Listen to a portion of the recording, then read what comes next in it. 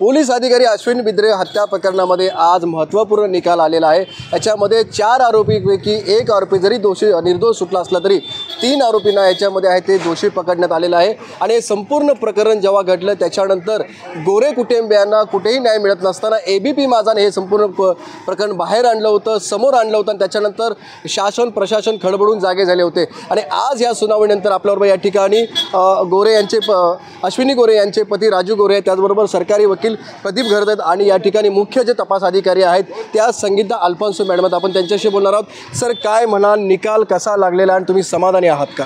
मी निकालाविषयी समाधानी आहे, कारण मुख्य आरोपी जो आहे ज्याने गुन्हा केला अभय श्यामसुंदर कुरुंदकर, आणि ह्याच्या इतका दबाव बाकी तपास अधिकाऱ्यांवर असतानासुद्धा तपास केला गेला आणि न्यायालयाने तपासात मिळालेला जो पुरावा आहे किंवा ज्या साक्षी झालेल्या आहेत त्या सगळ्या स्वीकारून त्याला आज दोषी धरलेला आहे।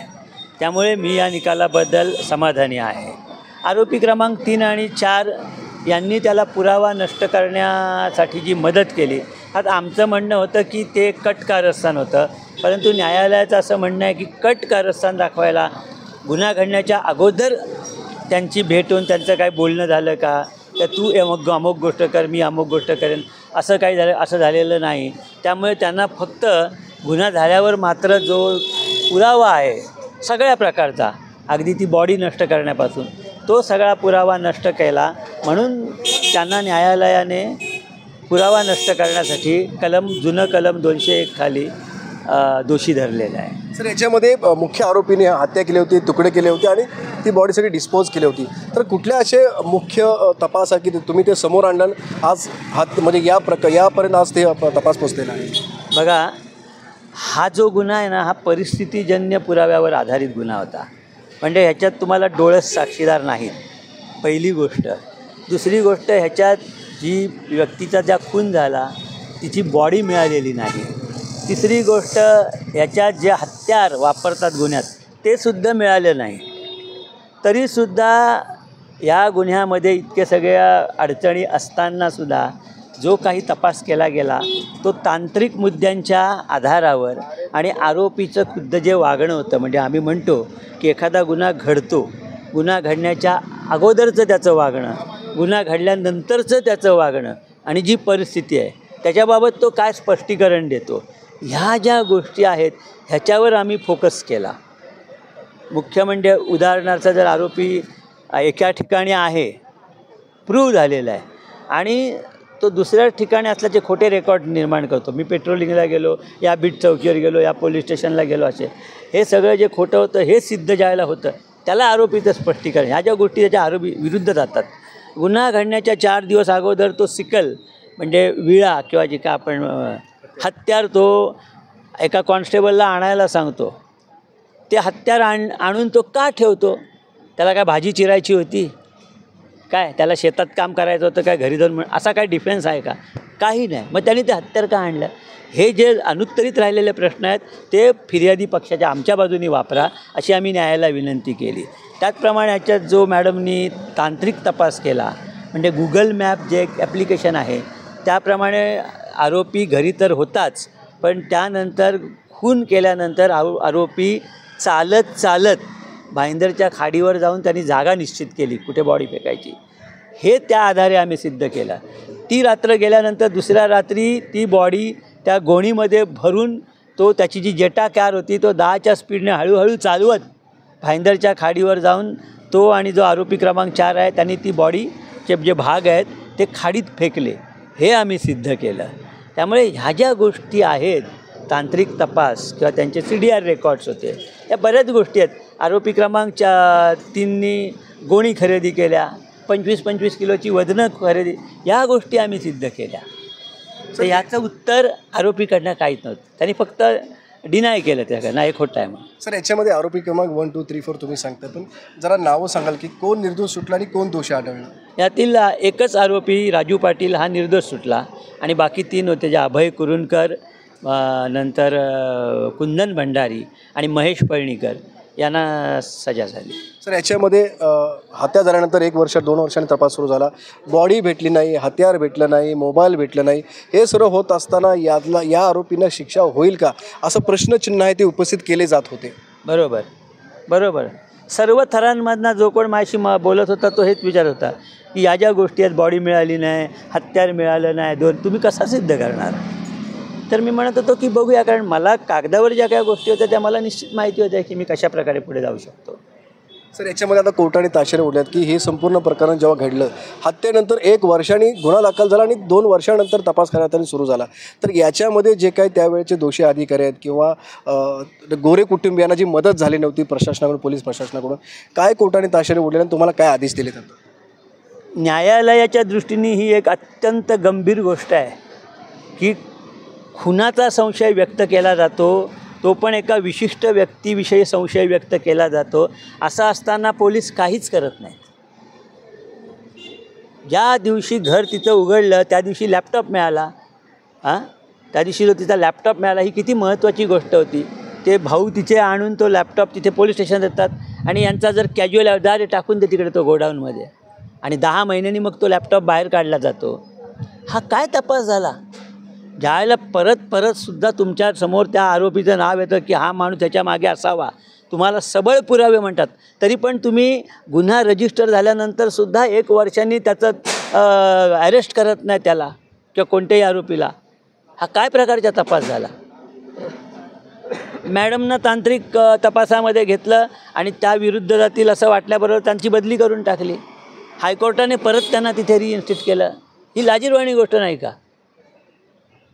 त्यामुळे कितीही उच्च दर्जाचे पोलिसांचे अधिकारी असोत, जे या हलगर्जीपणाला आणि मी तर म्हणेन गुन्हा दडपण्यासाठी कारणीभूत, त्याप्रमाणे न्यायालयाला म्हणजे न्यायालय म्हणतंयच, पण मला त्यामुळे खूप आनंद झाला की मी प्रत्येक गोष्ट गांभीर्याने घेईन असं न्यायालयाचं म्हणणं आहे आणि यांना मी कोणालाही सोडणार नाही. कारवाई होईल त्या संबंधित तत्कालीन अधिकारी?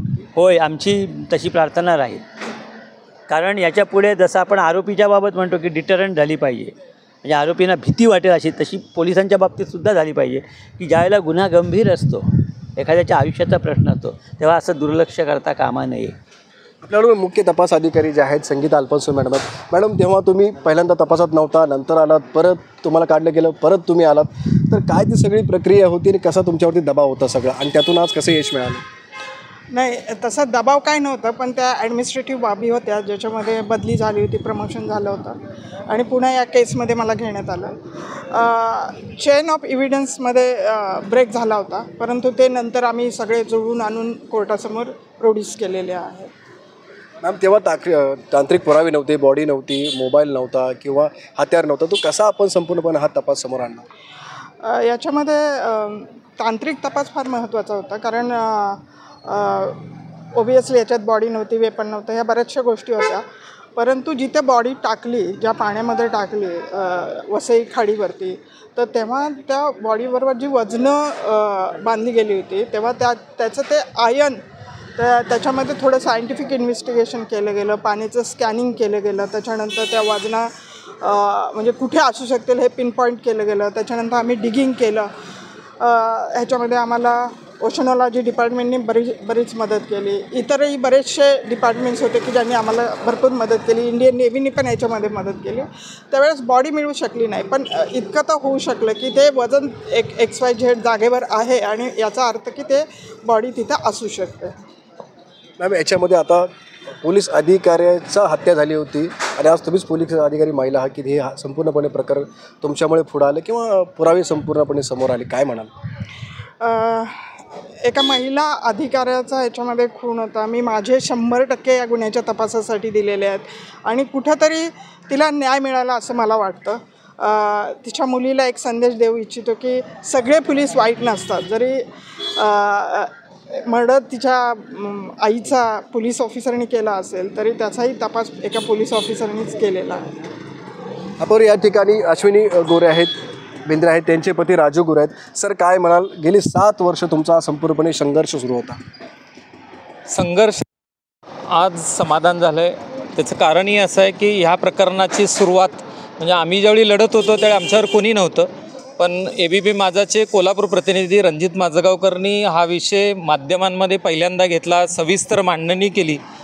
त्यामुळे ह्या महाराष्ट्राला एक महिला पोलीस अधिकारी 2 वर्ष गायब आहे आणि पोलीस खातं लक्ष देत नाही, ह्या आमच्या म्हणण्याला ABP माझामुळं बळकट आलं होतं. आणि त्यानंतर मग आम्ही हायकोर्टानंतर मॅडमचे रिइन्स्टेट ऑर्डर होणं, परत मॅडमना ह्यातून बाजूला करणं, परत आम्ही राष्ट्रपतींकडे जाणे, चीफ जस्टिस ऑफ इंडियाकडे जाणे, मॅडमांना परत तपासात आणणं, मॅडमनी तो तांत्रिक तपास करणं. आणि ह्यामध्ये मी महाराष्ट्र शासनाचं एक आभार मानायचं एक गोष्ट निश्चित आहे की आम्ही ज्यावेळी माझ्या सासऱ्यांनी वकील मागितला, तो आम्ही नंतर नको म्हणलो, पण मी ज्यावेळी वकील घरत साहेब पाहिजेत हे ज्यावेळी मी सांगितलं, तर शासनातले जे ज्यांनी ही ऑर्डर केली त्यांनी मला एक काळजीपूर्वक सांगितलं होतं की साहेब पहिले लढू देत आणि मग माध्यमांना कळू दे की कोण लढतं आहे. मग त्यामध्ये त्याच कारणासाठी ह्यांनी केस सोडावी म्हणून यांची ऑर्डर झालेल्याची मानधनाचं ऑर्डर रद्द करणे, ती परत शासनानं केली, मानधन तटवणे, ह्या सगळ्या गोष्टीचा घरत साहेबांनी दुर्लक्ष केलं. कारण ह्या 67 वयाच्या 67 वर्षी ही केस लढताना त्याचं जे मानधन आहे ते जर देत नसतील, नवी मुंबई पोलीस हे आरोपीसारखी सरकारी वकिलांना देत असेल, म्हणजे ह्या सीपीनी तशी भूमिका घेतली की ते अटेंडन्सी द्या, म्हणजे जो अपमान करण्याचा प्रयत्न सीपीनी केला की ह्यांनी ती केस सोडावी. परंतु घरत साहेबांनी ज्या पद्धतीने आम्ही लढतोय, आम्हाला पाठबळ जसं मॅडमने दिलं, एक महिला पोलीस अधिकाऱ्याचा जो विषय झाला तर महिलाच आमच्या पाठीशी राहिली.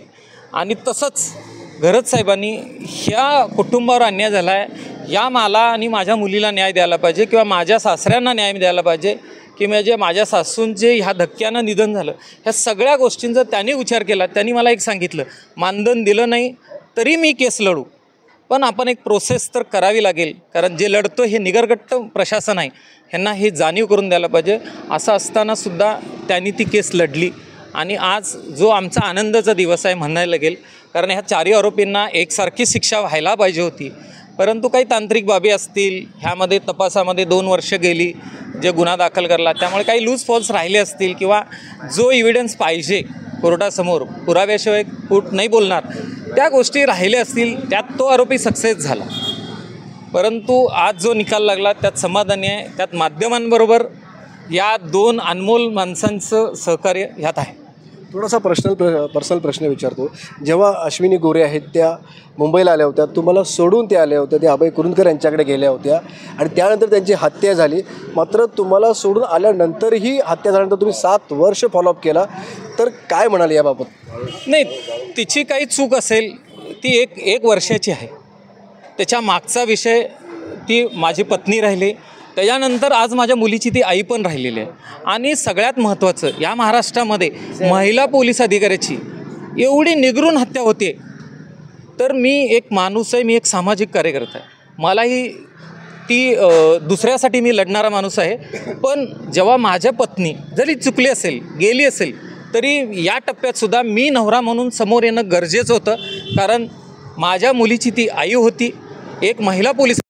कारण राज्यामध्ये असं वातावरण होतं की राज्यामध्ये महिला पोलीस अधिकाऱ्यांना न्याय दिला जात नाही, पुरुष प्रधान संस्कृती हा सगळा विषय आहे. ते माझ्या डोळ्यांनी मी पाहिलेलं आहे. मॅडमांवरती जो अन्याय झाला, आम्ही रेग्युलर अधिकारी मागत असतानासुद्धा त्यांना असिस्ट नेमलं गेलं. तसंच ही किड्यामुंग्या सारखी मरणारी ही महिला नव्हती, हिच्या मागे हा परिवार आहे, तिचे वडील आहेत, तिचे भाऊ आहेत, त्या पद्धतीनं मी नवरा आहे.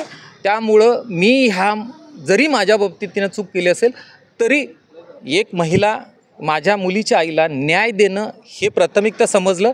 आणि त्यासाठी मी ही केस तेव्हापासून 2016पासून आज तगायत लढतो आहे.